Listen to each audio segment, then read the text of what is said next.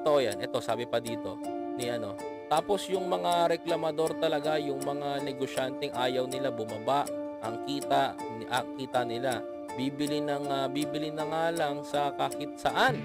Ayan, lahat ng, halimbawa blank, may tax dun. Tayo magbabayad din ng tax. Lahat naman po tayo taxpayer, sir, to be honest. Hindi naman natin itatanggi yan. Pero ang sa akin lang, mga kababayan ko, please support our president. Suportahan natin yung nagagawa niya sa maganda't magandang nagagawa. Hindi naman lang po ito para sa atin lamang. Hindi naman po ito para sa isang Pilipino. Ito po'y para sa lahat ng nasasakupan ng Pilipinas o ng para sa mga Pilipino na gusto ng pagginhawa ng buhay.